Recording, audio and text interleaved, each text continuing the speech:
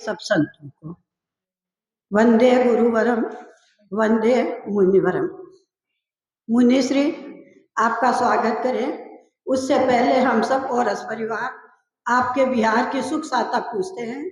आप तीनों संतों के तनु रत्न में सुख साता होगी।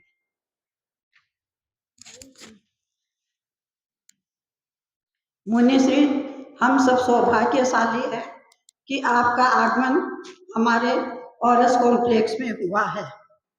आपका सानिध्य हमें 2 दिनों का मिला है। हम प्रयास करेंगे, हम जितना आध्यात्मिक लाभ उठा सकेंगे उठाने की चेष्टा करेंगे। आपके यहाँ पधारने से हम सब औरसवासियों का मन बहुत खुशी से झूम रहा है।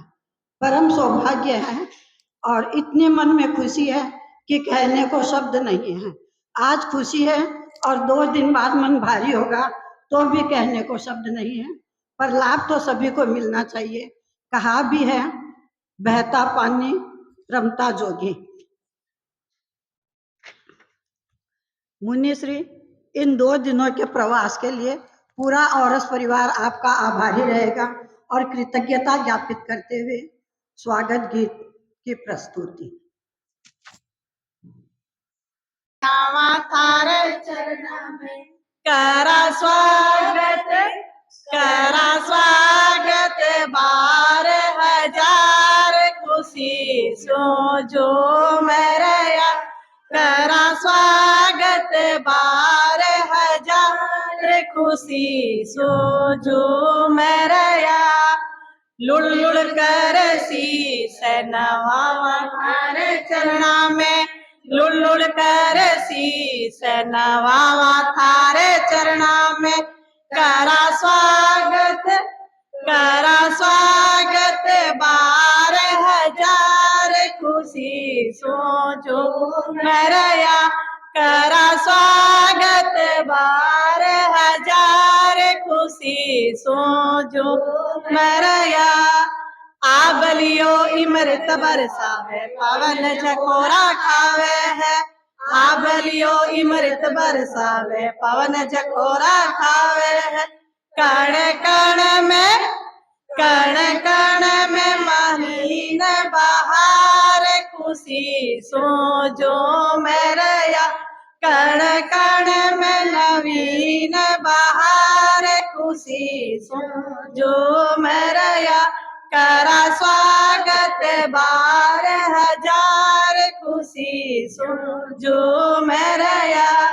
परम दयालु गुरुदेवरी कृपा दृष्टि पाई है।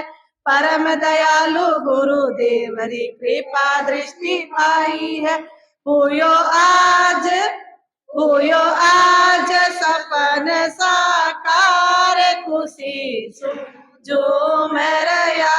करा स्वागत 8,000 खुशी सो जो मेरा। पूरबली पुण्याई सुगर बैठे गंगा आई है। पूरबली पुण्याई सुगर बैठे गंगा आई है। दोवा पाप, दोवा पाप उतारा भार खुशी सो जो मेरा। मारा औरस होयो गुलजार खुशी जो मेरा। मारा औरस होयो गुलजार खुशी जो मेरा। करा स्वागत 12,000 खुशी जो मेरा। स्वागत 12,000 खुशी जो मेरा। मेरा भावभरा वंदन। आप सभी को जय जिनेन्द्र। माँ श्री, महाराज श्री बहुत ही महातपस्वी, महावैरागी और महाध्यानी है। माँ श्री, महाराज श्री आपके यहाँ औरस के प्रांगण में हम खुशियों के साथ पलके बिछाकर आपका स्वागत करते हैं। आपके आने से हमारा जीवन धन्य हुआ और यहाँ की जो पावन भूमि आपके चरणों की धूलि से वो पावन हुई। माँ श्री, महाराज श्री, हम ऐसी आशा करते हैं कि आपके बताए हुए मार्गों और विचारों से हम अपने भीतर आत्मसात करने की चेष्टा करेंगे। आपके आशीर्वाद की कामना रखते हुए आपके चरणों में हमारा सादर वंदन। जय जिनेन्द्र। भिक्षु भिक्षु जयकारी, जग उपकारी, विमल विचारी, भव भव तारण हारी। भिक्षु भिक्षु जयकारी, भिक्षु भिक्षु जयकारी, कंटालियापुर नेत्र भुवर का जन्म हुआ सुखकारी। धरती अंबर में पसरी है यश गाथाएं भारी। करुणा की प्रतिमूर्ति भिक्षु भिक्षु गण उपकारी। भिक्षु भिक्षु जयकारी, भिक्षु भिक्षु जयकारी। दान दया का बोध कराया, धर्म जगत आभारी।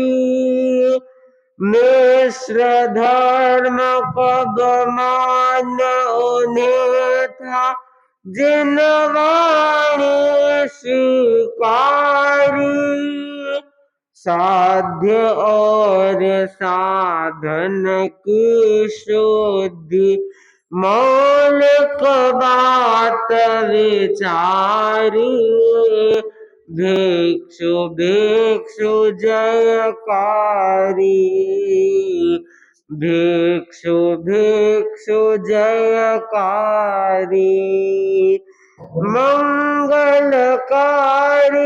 नाम तुम्हारा, कल्प वृक्ष सा शासन। उसी पट पर आज सुशोभित महाश्रमण का आसन।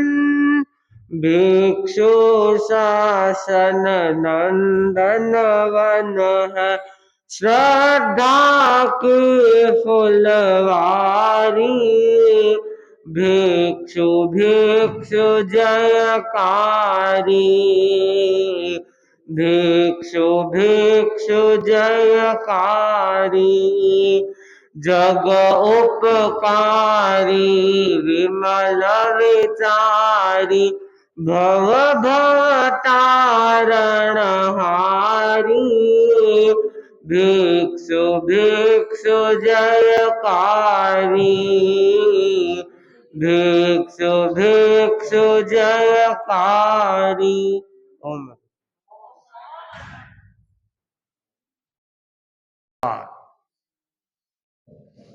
भगवान महावीर स्वामी के श्री चरणों में कोटि से वंदन। युग प्रदान आचार्य श्री महासमुद्र के श्री चरणों में कोटि से वंदन। मुनिवृंद, उपस्थित धार्मिक प्रेमी भाई और बहनों, भगवान महावीर की वाणी है, मानुषम खलु सुदुर्लभम। इस संसार में, इस सृष्टि में मनुष्य जीवन को दुर्लभ बताया गया। तो बहुत कठिनाई के साथ में जो भव मिलता है वह दुर्लभ है। मनुष्य जीवन कीमती जीवन है। मनुष्य जीवन को अनेक उपमाओं से उपमित किया गया है। मनुष्य जीवन चिंतामणि रत्न के समान है। काम धेनु के समान है, कल्प वृक्ष के समान है। काम धेनु, चिंतामणि, रत्न, कल्प वृक्ष फिर भी मिल जाते हैं। मनुष्य का जन्म मिलना कठिन, कठिनतर, कठिनतम है। वे जीव भाग्यशाली है जिन्हें मनुष्य का जन्म प्राप्त हुआ है। मनुष्य से बढ़कर कोई श्रेष्ठ प्राणी नहीं है, शक्तिशाली प्राणी नहीं है। मनुष्य जीवन की श्रेष्ठता का जो आधार बताया है वह है बुद्धि और भाव। मनुष्य के पास में बुद्धि है और मनुष्य के पास में भाव है। बुद्धि का बल बहुत महत्वपूर्ण बल होता है। जहां बुद्धि की शुद्धि है तो समझना चाहिए बेड़ा पार है। जो मनुष्य बुद्धि का सदुपयोग करता है वह परम तत्व को प्राप्त हो जाता है। जो बुद्धि का दुरुपयोग करता है वह रसातल की ओर प्रस्थान करता है। अधिकांश लोग बुद्धि का दुरुपयोग ज्यादा करते हैं। सदुपयोग यदि होने लग जाए तो बेड़ा पार हो जाएगा। मनुष्य के पास में जितना चिंतन है, जितना दिमाग है, जितना दिल है, हर किसी प्राणी के पास नहीं। सोचने की जो क्षमता, चिंतन की जो क्षमता मनुष्य में है और किसी में नहीं है। देवता के भी मन है, नारकी के भी मन है, गाय पशु के भी मन है, लेकिन विवेक चेतना संपूर्ण रूप से एकमात्र मनुष्य के जगी हुई है। जैन आगमों में बुद्धि के 4 प्रकार बताए हैं। औत्पत्ति की बुद्धि, वैनिकी बुद्धि, कार्मिक की बुद्धि और पाणिनामिक की बुद्धि। एक बुद्धि वह होती है हाजिर जवाब, जैसे प्रश्न पूछा तत्काल उत्तर देना। एक विनय के द्वारा बुद्धि आती है, एक अभ्यास के द्वारा बुद्धि का विकास होता है, एक पाणिनामिक सेट, परिणमन। इनमें सर्वश्रेष्ठ जो बुद्धि है वह है औत्पत्ति की बुद्धि। एक दृष्टि से औत्पत्ति की बुद्धि का धनी हर कोई व्यक्ति नहीं होता। प्रश्न पूछते हैं, बहुत दिमाग लगाना पड़ता है और उल्टा सुल्टा भी उत्तर मिलता रहता है। देखो, औत्पत्ति की बुद्धि का जो धनी होगा इतना सुंदर उत्तर देगा, सब लोग देखते रह जाएंगे। जैन ग्रंथों में, आगमों में रोहक की घटना आती है। राजा सैनिक ने एक गांव वालों को कहा, आपके गांव में जो कुआं है वह चलकर मेरे यहां आए। अब बेचारे डर गए सब। अब कुआं कोई चलकर थोड़ी आता है। उस गांव में रोहक नाम का एक बच्चा रहता था और वो औत्पत्ति की बुद्धि का धनी था, चिंतनशील था, सबके हितों की सुरक्षा करने वाला था और अच्छा सुझाव देने वाला था। समस्या होगी, अब करे क्या? बेचारे सब डर गए। आके रोहक के पास आए, ऐसी ऐसी बात है, राजा ने कहा है कुआं चलकर हमारे यहां आए। इसमें डरने की क्या बात है? No tension, all your tension. आप राजा को जाकर कह दो हमारा जो कुआं है वो अभी बच्चा है, उसने चलना सीखा नहीं है, और आप अपने राजमहल से बड़े कुएं को भेजो, जैसे ही वो उसको देखेगा और वो भी चलना सीख जाएगा। सब लोग देखते रह गए, राजा श्रेणी भी देखता रह गया। ये उत्तर इन लोगों का तो नहीं है, इनका तो दिमाग नहीं है, ये किसने बताया कि हमारे यहाँ रोहक नाम का जो बच्चा है, युवक है, उसने बताया। राजा देख लिया प्रतिभा संपन्न है।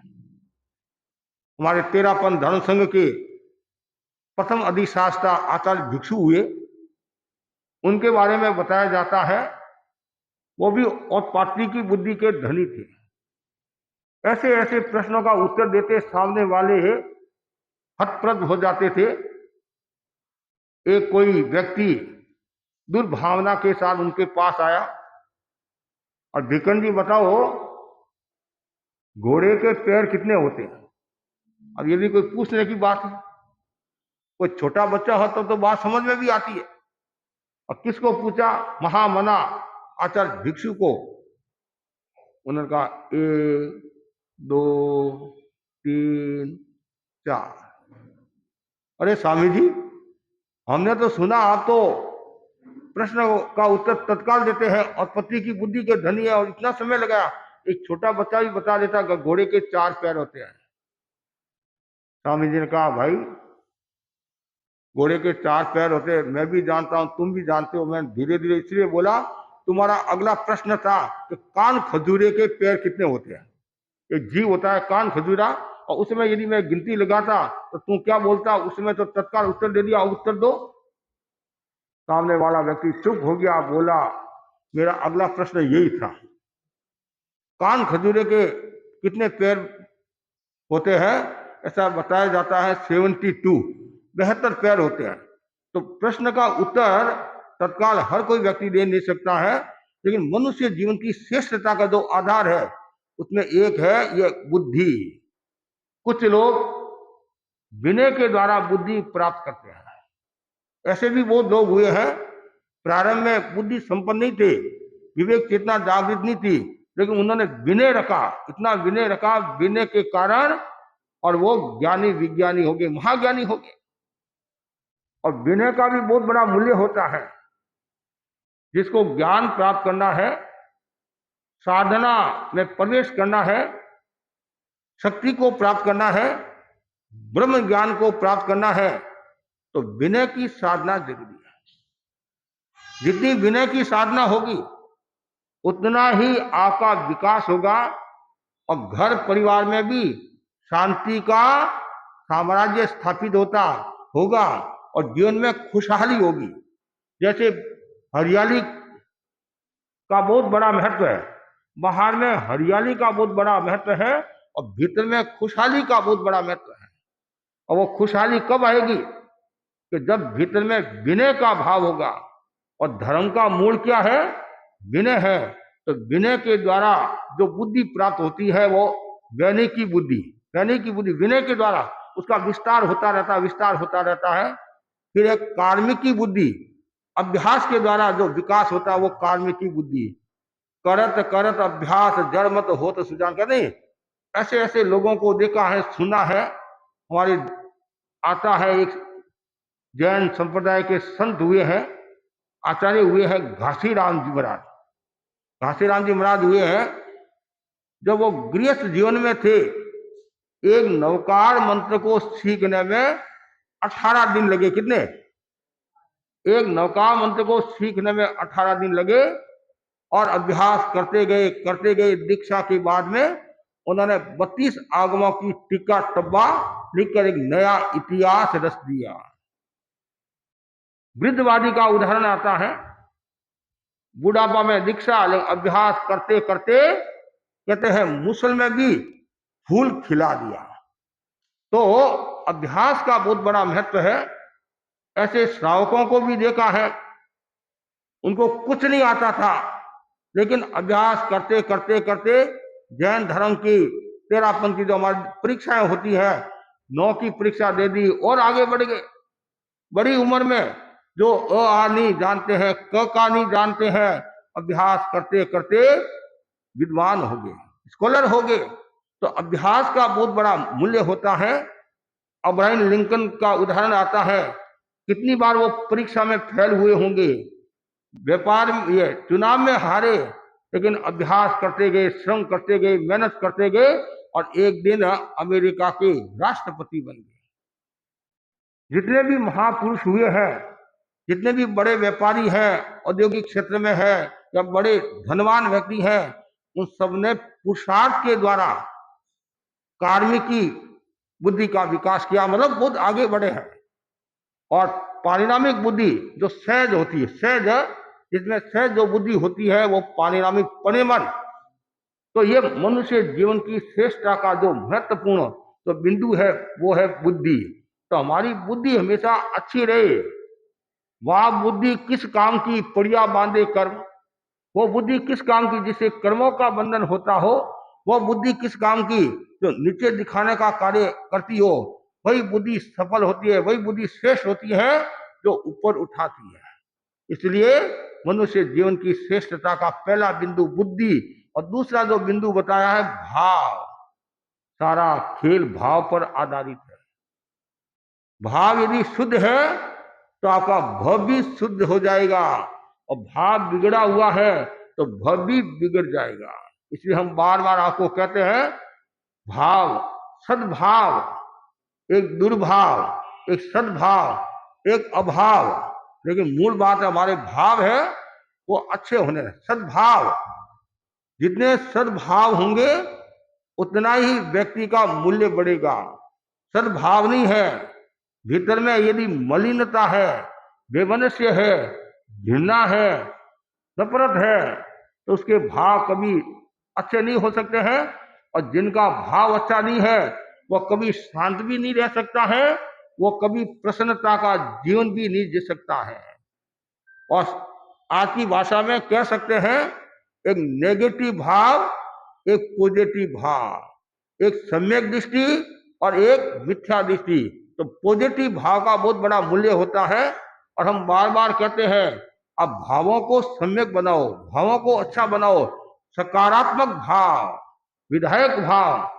जहां घर में सकारात्मक भाव है वो घर हमेशा खुशहाली से भरा हुआ रहता है, और जहां नेगेटिव भाव है वो घर हमेशा दुख से पीड़ित रहता है। कोई भी कार्य में मन नहीं लगता है, आनंद की अनुभूति नहीं आती है। और जहां पॉजिटिव भाव होता है उसका चेहरा भी बहुत प्रसन्न रहता है और आभा मंडल भी बहुत निर्मल रहता है। और नेगेटिव भाव वाला व्यक्ति कभी भी अपना ओरा को शुद्ध नहीं बना सकता है, वो मलिन बनाता है। सारा खेल भाव का है, इसलिए भावों को अच्छा बनाओ। सद्भावना, आचार्य महासमर जी ने अहिंसा यात्रा के जरिए 3 बातें बताई। सद्भावना, नैतिकता, नशा मुक्ति। अब किसी भी परंपरा के हो, किसी भी लिंग जाति के हो, किसी को भी आप मानने वाले हो, लेकिन हमारे भीतर में सद्भावना रहे, अच्छी भावना रहे, प्रेम का भाव रहे, सौहार्द का भाव रहे। ये कॉम्प्लेक्स है। कॉम्प्लेक्स में यहाँ सब तरह के लोग हैं। अन्य संप्रदाय जैन भी है, अध्ययन भी है, अग्रवाल भी है, मैत्री, जो भी मतलब सब तरह के संभव से लोग हैं और सब आपस में प्रेम से रहते हैं। तो यह है सद्भावना।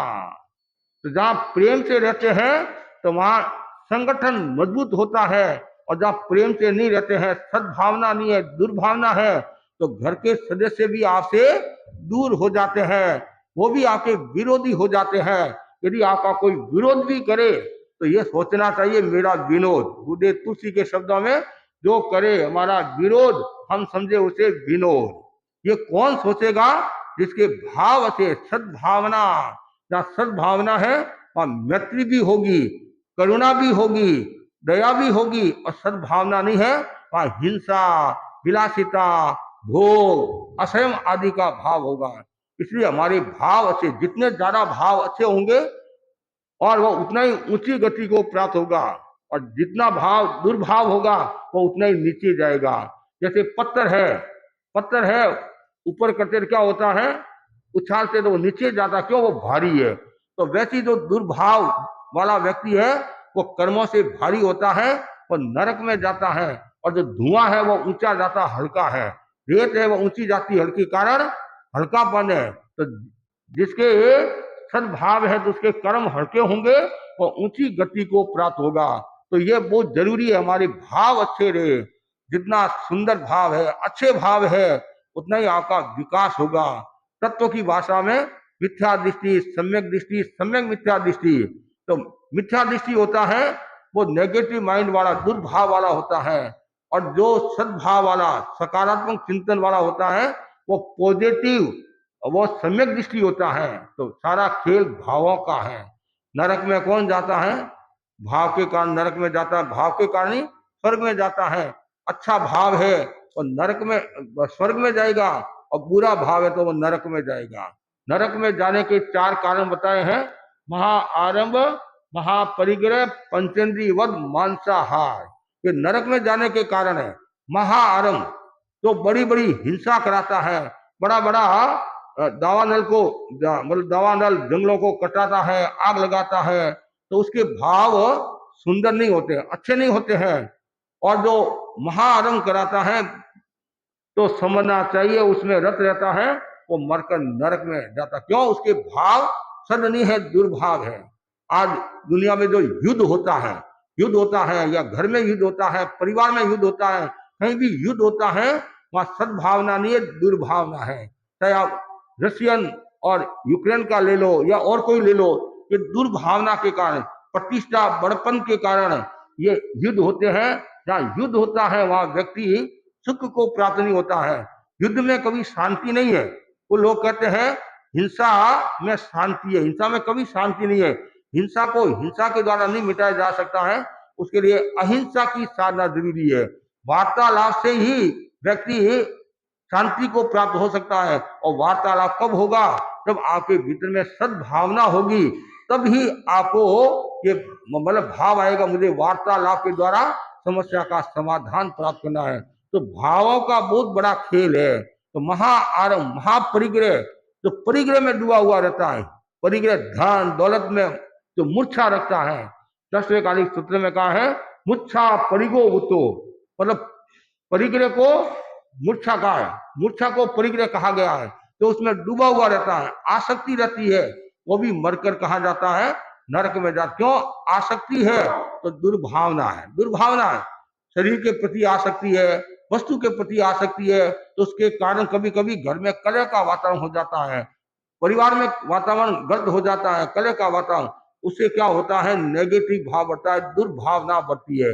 महाआरंभ, महापरिग्रह, पंचेंद्रिय वध, जो पंचेंद्रिय जीवों को मारता है, बड़ी बड़ी हिंसा कराता है और लोगों को लड़ाता है, झगड़ाता है, मरवाता है या समर्थन करता है, उसमें रस लेता है, वो मरकर नरक में जाता। क्यों? ये भाव क्यों? दुर्भावना के कारण। दुर्भावना के कारण कोई किसी को मारने के लिए नहीं कहेगा। दुर्भावना होगी तभी कोई कहेगा तुम्हारे को ऐसा करना, वैसा करना, ये करना, इसको मारना है, पीटना है। तो ये, और मांसाहार जो लोलुप होता है, मांस में डूबा हुआ रहता है, नॉनवेज में डूबा हुआ रहता है, वो भी जीव मरकर नरक में जाता है। इसके पीछे मूल जो कारण है वह है दुर्भाव। सारा खेल भाव और दुर्भाव का है। यदि आपके अच्छे भाव है तो फिर आप ऊपर जाओगे, और खराब भाव है तो आदमी नीचे जाएगा। ऐसे तिरंज गति में भी दुर्भावना के कारण माया करना, ये झूठ, कपट, धोखाधड़ी, बेईमानी करने वाला वो पशु योनि में जाता है। तो वो पशु योनि में क्यों गया? दुर्भाव के कारण गया। मनुष्य और देव गति में जो आता है तो वहां भावों का विकास होता है, निर्मलीकरण, भाव पवित्र होते हैं। और यदि संपूर्ण भाव पवित्र हो गए, न राग न द्वेष, कर्मों का क्षय किया, वो जीव मोक्ष को प्राप्त हो जाएगा। और मोक्ष में जाने वाला कौन है? एकमात्र मनुष्य ही मोक्ष में जा सकता है, दूसरा कोई भी प्राणी मोक्ष में नहीं जा सकता है। नरक के जीव, तिरंज के जीव और देवता के जीव सीधे मोक्ष में नहीं जाते हैं। उन सबको मनुष्य भव में आना पड़ेगा। औदारिक शरीर वाला जीव ही मोक्ष को प्राप्त होता है, और उसमें भी जो त्याग करता है और एकदम शुद्ध भावना, साध्य और साधन शुद्ध है, कर्मों का क्षय कर देता है, वो जीव मोक्ष को प्राप्त होता है। इसलिए मनुष्य जीवन को श्रेष्ठ बताया गया है। मानुषार्थ मतलब मनुष्य जीवन को केवल जैन धर्म में नहीं, सभी धर्मों में मनुष्य जीवन को श्रेष्ठ बताया गया। क्यों? मनुष्य एक ऐसा प्राणी है जो संपूर्ण उसे धर्म आराधना कर सकता है। आहार निद्रा भय मृत्यु ननम च, कितना सुंदर का है। पशु भी आहार करता है, पशु भी नींद लेता है, पशु को भी भय सताता है, पशु भी मिथुन करता है, ये सब बातें मनुष्य भी करता है। तो फिर मनुष्य और पशु में अंतर क्या है? वह अंतर है धर्म का, विवेक का। मनुष्य धर्म का अधिकारी है, मनुष्य के पास में विवेक है, और विवेक के कारण वो उच्च गति को प्राप्त हो जाता है, अच्छी गति को प्राप्त हो जाता है।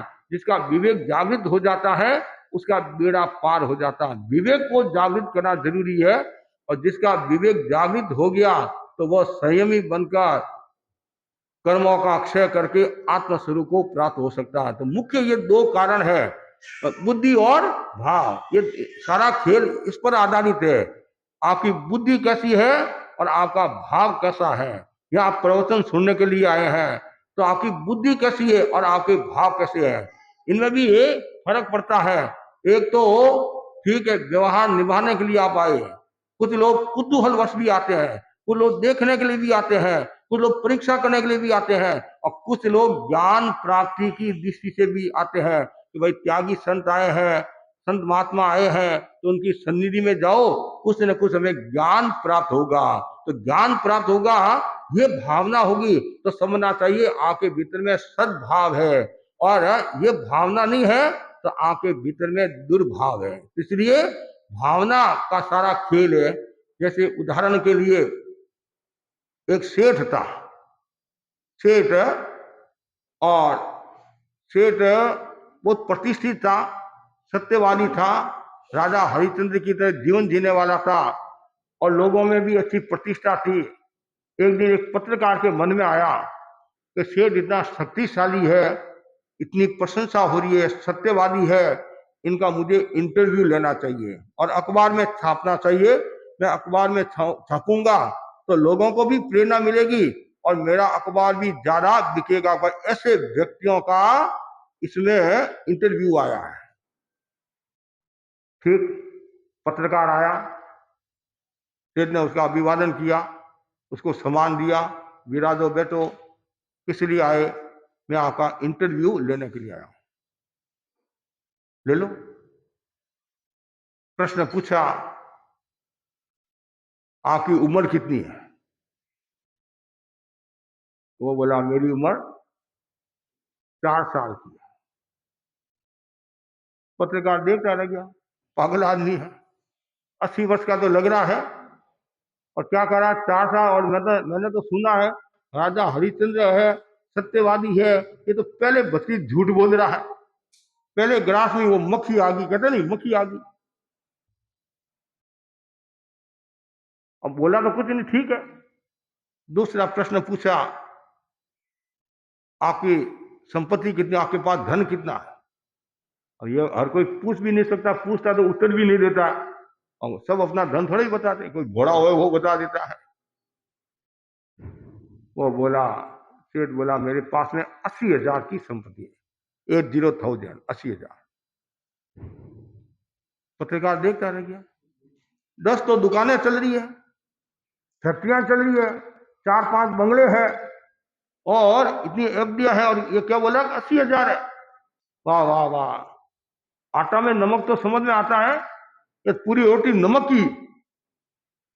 सेठ साहब नमस्कार, मैं जा रहा हूं। इंटरव्यू हो गया? हो गया इंटरव्यू, और क्या। 2 प्रश्न पूछे, दोनों झूठ, हाथ पकड़ा, बैठो। अगला, और क्या प्रश्न है? बोलो तो सही, और क्या प्रश्न है?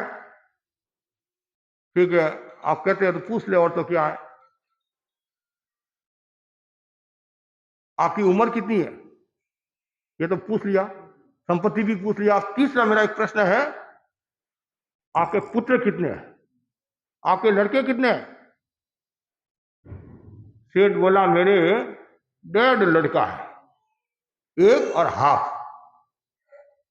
पत्रकार ने सोचा क्या बात है, दोनों पागल है, मैं भी पागल लग रहा हूं ऐसा लग रहा है। वो कह रहा मन नहीं कहा, मैं आ गया, पागल पागल से ही बात कर रहा ऐसा लग रहा है। सेठ साहब नमस्कार, जा रहा हूं। अरे बेट कहां जा रहा है? तो 1.5 लड़का कैसे हुआ? 2 होते हैं, 3 होते हैं, 4 होते हैं। तुम तो सही, ठीक है। अब मैं तुम्हारे प्रश्नों का उत्तर दे रहा हूं। तूने तो केवल शब्दों को पकड़ा है, अब मैं रहस्य बता रहा हूं। क्या रहस्य बता दो? मेरे 4 बेटे हैं, पास पास भी है, और तुम उनके घर पर जाओ, एड्रेस दे दिया, और इतना ही कहना तुम्हारे पिताजी सीरियस है, आपको बुला रहे हैं। एकदम पास भी थे, चारों के पास गया। पहला लड़का बोला, कौन? पत्रकार। किस लिए आए? आपके पिताजी सीरियस है, जल्दी से जल्दी आपको बुला रहे हैं। तो मैं क्या करूं? क्या करूं? मैं आपको बुला रहे हैं, वो मुझे पता नहीं है, कल मरते वो आज ही मरे, मेरे को क्या लेना देना। दूसरे लड़के के पास गए, तो आपके पिताजी सीरियस है, आपको बुला रहे हैं, तो उसकी घरवाली सेवा करेगी, मैं क्या करूं? मैं आने वाला नहीं हूं, चले जाओ। तीसरे के पास, कौन? पत्रकार। किस लिए आए? आपके पिताजी सीरियस है, आपको बुला रहे हैं, तो मैं थोड़ी देर से आ रहा हूं। चौथे पास में गए, आपके पिताजी सीरियस है, वो गाड़ी कर रहा था, तत्काल सब छोड़कर पिताजी के पास आया। पिताजी फरमाओ क्या काम है? कोई काम नहीं, वापिस चले जाओ। हाथ जोड़कर चला गया। ये सारा दृश्य किसने देखा? पत्रकार ने देखा, और पत्रकार ने सारी बात बता दी, और उस हिसाब से सब कुछ समझ में आया। सेठ बोला, मेरे तो कोई समझ में नहीं आया। देख, मैं तुम्हारे को समझाता हूं, अब तीनों प्रश्नों का मैं उत्तर देता हूं। पहले तो उस रूप में दिए, मैंने कहा 4 वर्ष की उम्र, ऐसे मैं 80 वर्ष का हूं, 76 वर्ष तो मेरे भोग में गए, हिंसा में गए, लूटपाट में गए, बेईमानी में गए। 4 वर्षों से मैं धर्म आराधना कर रहा हूं, ये बस मेरी असली उम्र ये 4 साल की है। संपत्ति जो है, ऐसे अरबों मेरे पास में है, वो सब नंबर 2 की है, हिंसा की है, आदि की है, लेकिन ये 80,000 जो मेरे पास में है, वो मेरे नेक है, ईमानदारी के हैं, इसमें कोई 2 नंबर का नहीं है। तीसरा जो प्रश्न है, 4 बेटा है, लेकिन डेढ़ कैसे? पहले ने क्या उत्तर दिया? कल मरता हो आज ही मरो, तो उसके लिए तो मैं बेटा हूं ही नहीं। दूसरे ने भी वही जवाब दिया, मैं क्या करूं, उसकी घरवाली सेवा करेगी। तो 2 तो गए, पीछे रहे 2। एक ने कहा मैं थोड़ी देर से आ रहा हूं, अब मेरे प्राण तो निकले, वो बोला मैं थोड़ी देर से आ रहा हूं। उसके मन में वो भावना तो है, लेकिन वो आदि भावना है। और एक ने सब काम छोड़कर तत्काल आ गया, वापिस चला गया। ये मेरा एक न एक डेढ़ बेटा है। पत्रकार देखता रह गया। पत्रकार के मन में आया, जैसा मैंने सुना था वैसा ही आदमी निकला। लेकिन इस कहानी का जो सार है, सद्भावना और दुर्भावना है। कैसे? 2 बेटे के भाव क्या थे? दुर्भाव थे, और एक बेटा का थोड़ा सा कम था, पर सद्भावना की ओर था। और चौथा जो बेटा था वो पूर्ण सद्भावना वाला था। जो पूर्ण सद्भावना वाला होता है, वो व्यक्ति आगे भी बढ़ता है और सब कुछ हासिल भी कर सकता है।